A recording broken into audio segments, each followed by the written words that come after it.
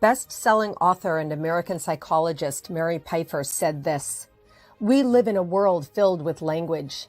Language imparts identity, meaning, and perspective to our human community. Writers are either polluters or part of the cleanup team. Just as the language of power and greed has the potential to destroy us, the language of reason and empathy has the power to save us. Writers can inspire a kinder, fairer, more beautiful world, or invite selfishness, stereotyping, and violence. Writers can unite people or divide them." In this book show podcast, host, confidence coach Susan Axelrod asks women authors a simple question: which kind of writer are you? She invites each guest to step into the confidence zone to proclaim how her book can inspire. If you are seeking inspiration to create your legacy, take out your pen and pad. Your book, My Time, starts now.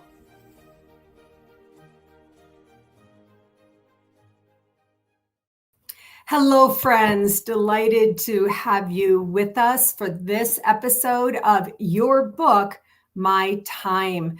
Today's show is going to be a little bit different from others that I've had. I have invited my dear friend, Dr. Karin Lubin, to join me in a conversation about journaling. Journaling has made a complete, utter, total difference in my life. In fact, I wanted to show you, here are just a few of the journals that I have completed. I have more than 30 of them since 1992, when I first started journaling to my then toddler daughter. I had no idea at that time the difference it would make in my mind, in my heart, and in my soul. I never imagined that I would continue to journal on for the rest of my years, well into my adult life. I still journal today, not quite as prolifically, but because of this, when I started publishing books, I made a decision to publish them in the form of a journal. So this is one of my books. It's called Dear Future Self. This is my fourth book. And after every chapter, there is a writing page that says self-reflections. Or in another book, it says contemplation. Because I want to encourage you to understand that when you write, you actually can create and design your life. I want to read a quote to you that says it all for me. "Without leaps of imagination or dreaming, we lose the excitement of possibilities. Dreaming, after all, is a form of planning." This quote is by Gloria Steinem. And I love this expression, the excitement of possibilities. When you have so much going on in your life and you might suffer from depressive or anxiety, you can write it out, release it, work through it, and allow your soul to rise. That's when you can begin to see the excitement of possibilities again. I am absolutely thrilled to have my friend, Dr. Karin Lubin, with us today. Karin is a wellness coach, a transformational trainer, a journal creator, and a wisdom healer. Karin, welcome to your book, My Time. Good to see you.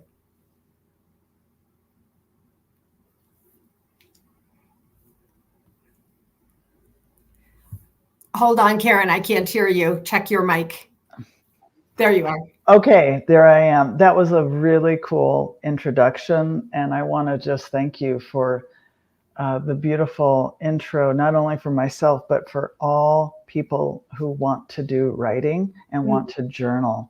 I think you've set the stage so beautifully.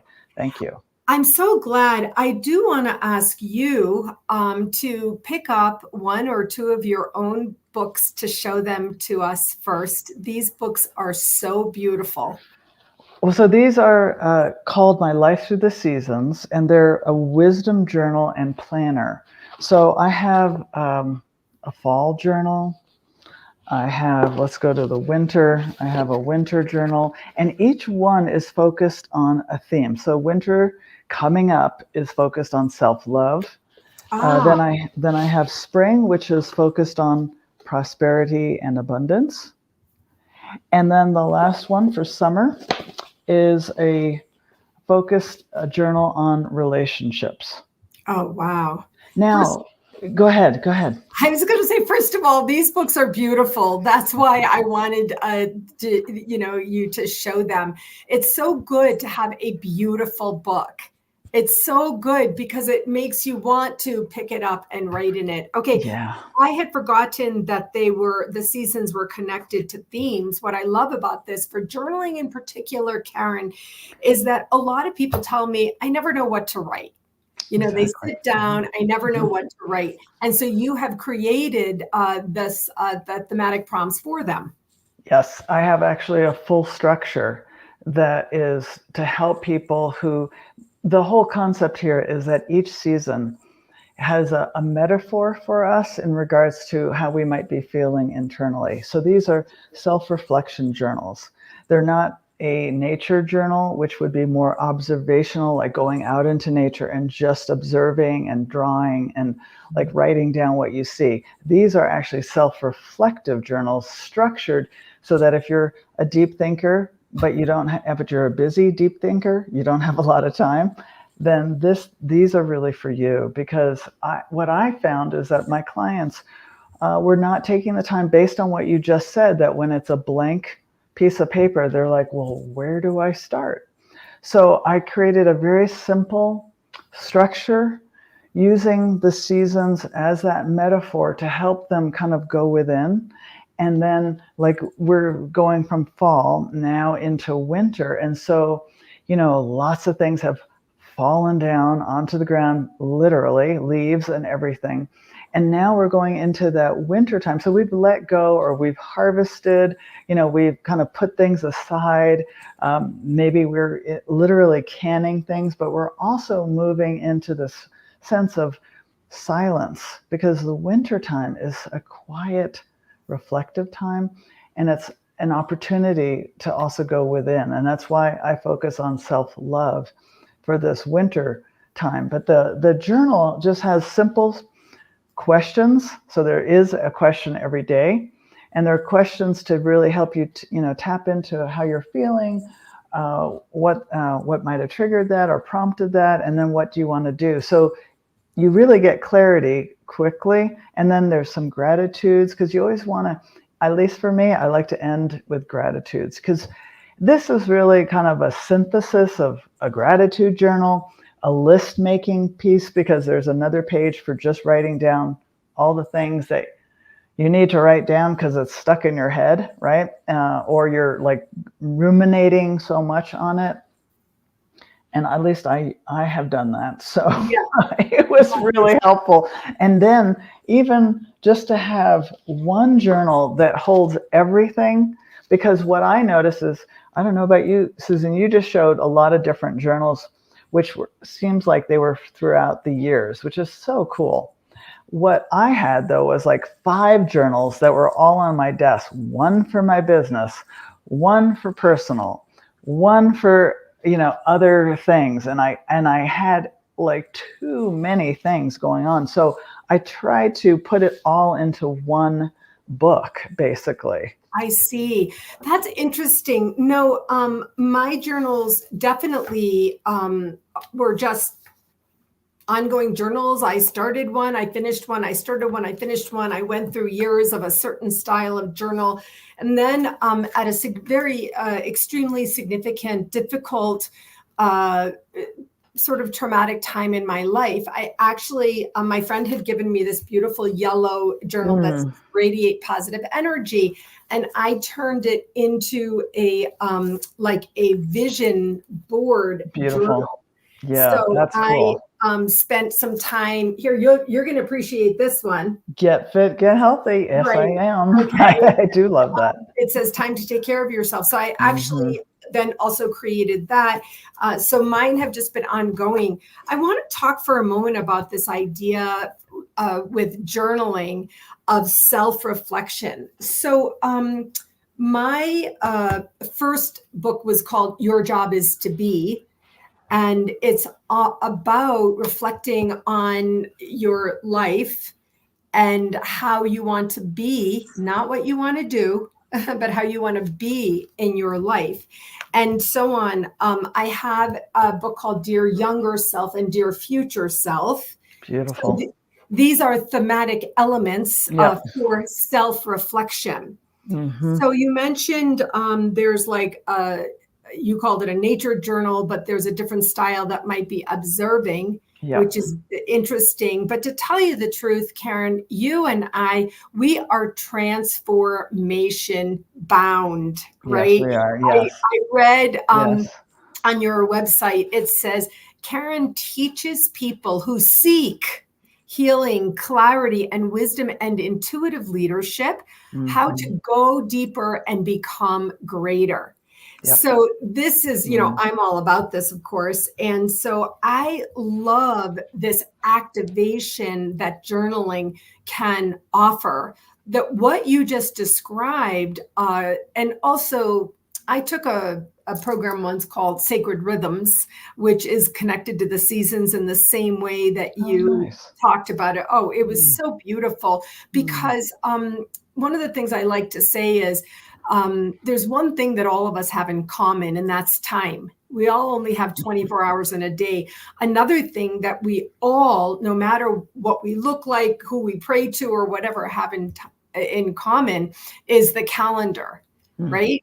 The day is going to turn, the month is going to turn, and finally the seasons. Some places may not have snow or whatever, but the seasonality, the emotions, the feelings, the experience that go along with the seasons really is universal. This is one of the things I really love about your journals. Well, I actually, Susan, just based on everything you just said, I would also add that a commonality is that we're all born and we all die. Yeah. That like there's this, we breathe together every day. Right. And whether we're aware of that breath that we are taking together or not, there is a sense of interconnection. And I think that's also why, for me, the wilderness, the nature, the outdoors is a way to get beyond myself and to just and I think that's also what your books to me are doing, is like you're looking in the internal world and then you're reflecting it out. And to me, your books are also this beautiful process that you have personally gone through, and now you're sharing that process with everyone, which I think is beautiful, because the book, the last one, and is the last one Soul's Alignment? Yeah, in soul alignment. In soul alignment. Yeah. To me, that was like your metaphor for where you're at. Yeah. I mean, and it's so beautiful, and that you actually are teaching people how to, to look at their future self, to not get stuck in the past, to be able to envision, and all of that is, in a different way, what I'm doing with the seasonal wisdom journals. But I think that your book is actually, or books are actually a way to read something, contemplate, and then follow up with your own thinking, with one's own thinking. Yeah. And I love that. The journal that I have is more of a daily, for 3 months, it's you're to be as consistent as you can be, right? Yeah. No one is held to have to journal every day, because some people don't. And what I love about it is, during these times, we were just talking a moment ago, before we started, there's this sense of overwhelm, that there's so much going on with the holidays, with info, we're just loaded with so much information. We could be do all the time and not be. So the concept of actually getting to have some morning time, some quiet time, and then do the work of connecting to yourself through the journaling or the reading of your book, I mean, I think your book and my journal would go beautifully together also. I love that. And also, even as you're talking, I'm feeling the energy. I get it. Thank you for saying that you can see my journey reflected in these books. That is me having experienced something that's not uncommon, the evolution of soul growth and personal development, and then being willing to put it out there. And then being able to activate, to create the books, to put it out there. And to tell you the truth, that is what I love so much about your books. Is that you actually did this. You created them. You put it out there. You have groups connected to your journaling. So I want to say this, Karin, it really came up strongly for me before when you were just talking now. And that is, how do you get yourself or make yourself or force yourself to journal? One of the things that I have found to get yourself over the hump of the mind block, I don't have time to journal. There's two things. There's the time to journal, and then how do you get yourself into the mood to journal? Later on, once you have, this was my very first journal. It was something I bought to go, my high school graduation trip. My friend was going to England, and so my parents, total beautiful, amazing blessing, grace, privilege, and luxury, paid for me to go with them. And so I bought this book, and I have lists about how much the pound is. And, I wrote journaling style. This was in 1980, 80. Wow. Graduated from high school. And so I just found the benefit of it. I like to suggest timed writing. To get to, you mentioned the morning. Yep. The idea of waking up a beautiful morning, the blessing of waking up healthy and well, and then taking out your journal and sitting and writing is so good. But let's be honest, people are in their 20s and 30s, in that growing, aspiring, motivating, achieving, dominating mode. Then we have maybe children come into the family, pets come into the family, home ownership. Then we have career kicking in at a higher level. And then we have caregiving for parents, possibly, all the things. So later in life, like me, and now I have time in the morning that I could journal if I want. I do a lot of writing in the morning. But for people who are listening or viewing this discussion, I want to invite you to realize if you have one of Karin's journals, it is guided. So I love this about that. Okay, it's guided. There are questions. You could work on a question. You could work on a list. You could read a little bit and think. You could think a little bit and write. You don't have to do it all, all the time, all at once. You could set your timer for for 5 minutes. My books, because every chapter of my books is only 500 words. So an entire chapter is only 500 words. It's a page or two in this small size. Very cool. Yeah. And so they're short readings, and then it's open line writing. Right. And the same with my books. You can set a timer. So Karin, have you ever done timed writing with yourself or with clients? I have, though not with my clients, no. Well, when I facilitate my journaling wisdom circles, I actually do. I do set a time so that they can write and at least kickstart some with a prompt, and have some, have everyone have an opportunity to check in more with themselves. One of the things that I find, 5 minutes, 15 minutes, there needs to be kind of a ritual that you create for yourself. And the only way I think you're really going to do this is when you feel like you're missing something and it's painful. And honestly, I think we can go through life in all the stages that you were just talking about. But when you're feeling like, I just don't, something's missing, or you're depressed, or you're anxious, or you're super stressed out, and your therapist says, write in a journal, or your friend says, here, take this and dump all those thoughts onto paper. Right. Those are your best friends, right? When they give you something like that. And for me, lighting a candle, getting my cup of coffee or tea, sitting quietly. And again, I wake up early every morning and it's dark, and so I light my candle, I have my coffee, I sit with, what is the question? I'll pick a wisdom card. I mean, these are all things that I suggest you do also for the seasonal wisdom journals, but you could do that with any journal. And, the research shows that when you are putting your thoughts on paper, you're allowing yourself to release, and then whatever that stress was.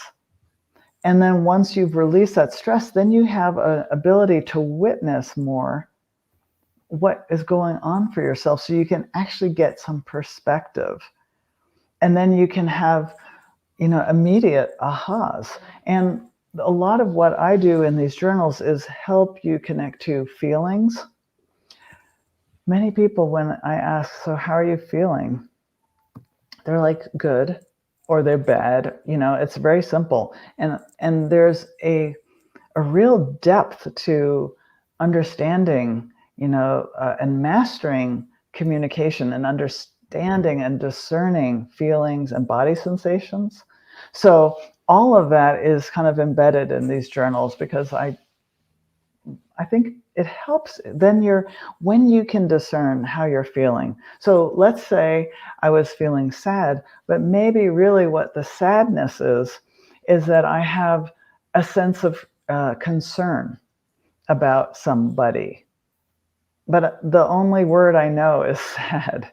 Right. But when you write it out in free form, Exactly, in yes. free flow, and that really, I mean, I could not agree more.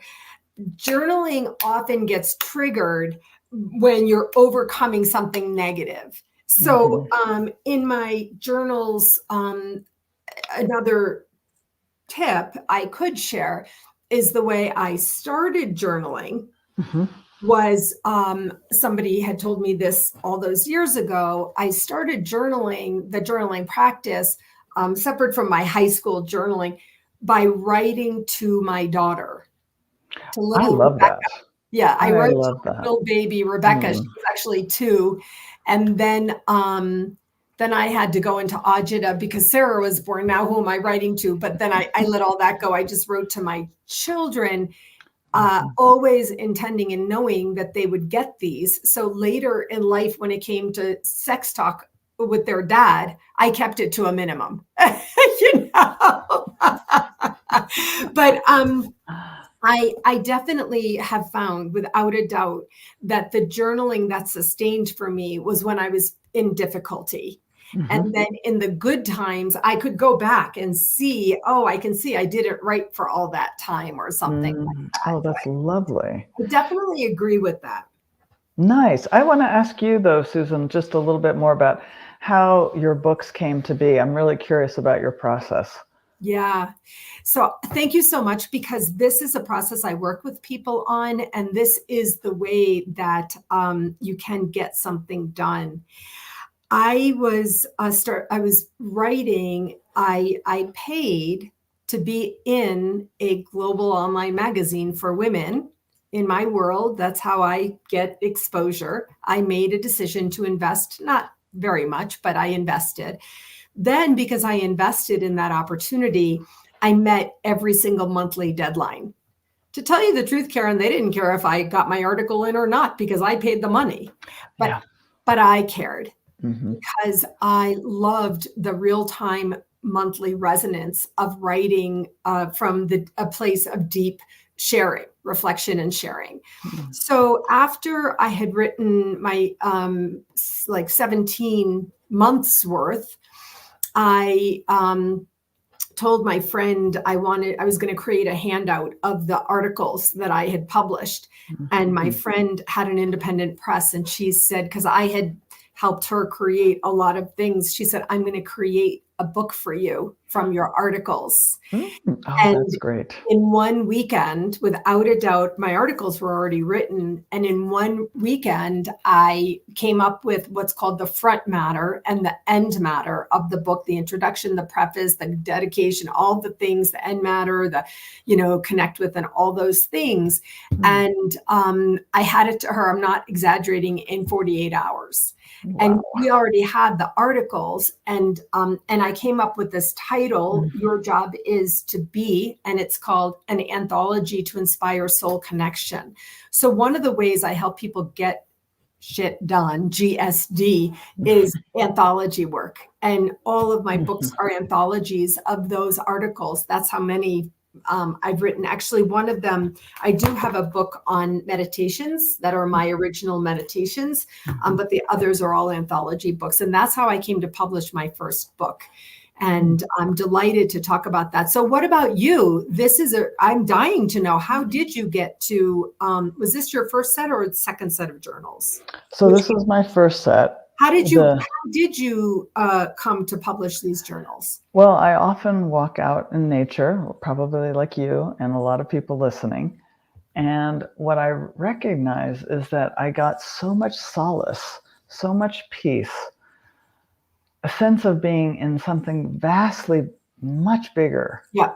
And it was just a huge release for me and in my heart. And I recognized that when I'm coaching people, I was having a lot of clients who also were not as connected to the outdoors, but they weren't making the connection of how they can tap into the power of nature and utilize it as an amazing gift of being able to then understand what might be going on within themselves. And a lot of it is, you might be noticing, because I'm hearing a lot of people saying how depressed they are right now.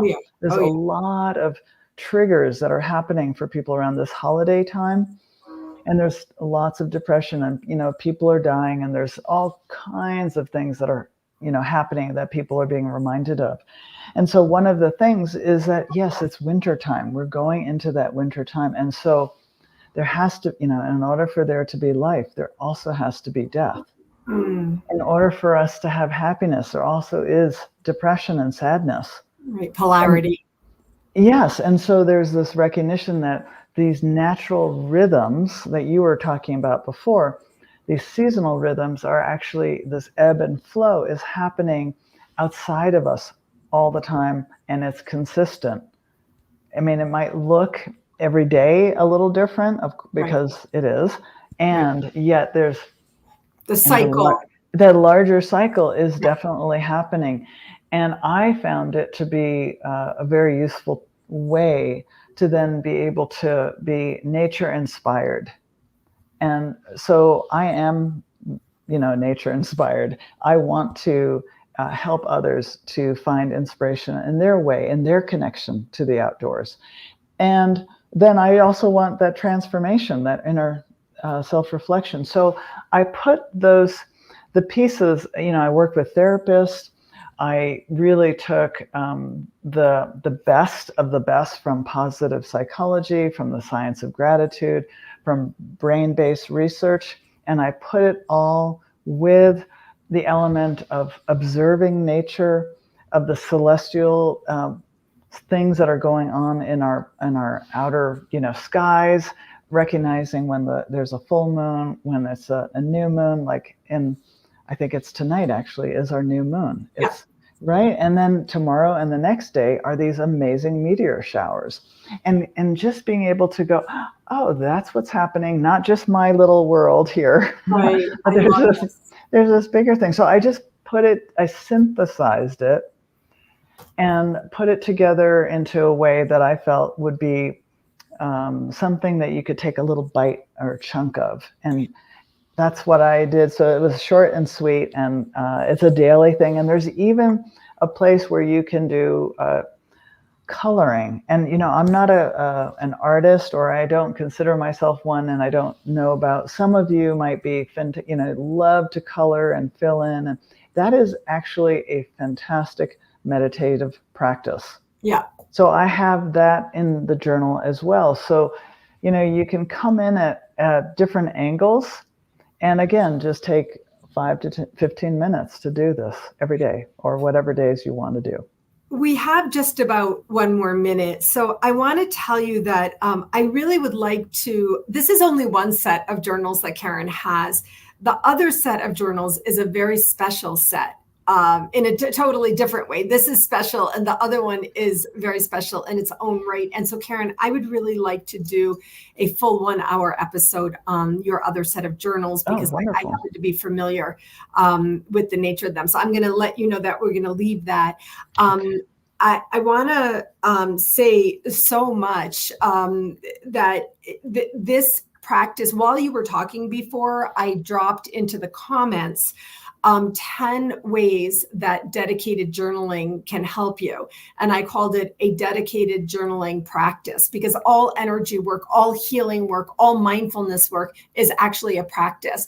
And I want to just say the last word on this for today, Karin, which is when you develop the practice of journaling, it will transform your life.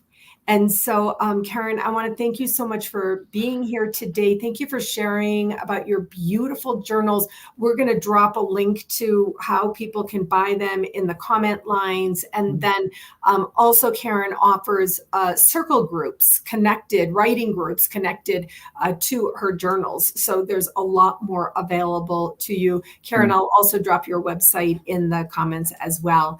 Thank you so much. I'm going to be in touch about scheduling that other one, because I don't think we can say too much about it. No, I agree. And I'm very excited to be able to be getting your books coming my way. So thank you as well. Thank you so much. Okay. All right, friend. I'll see you soon. See you next time. Bye-bye. Bye.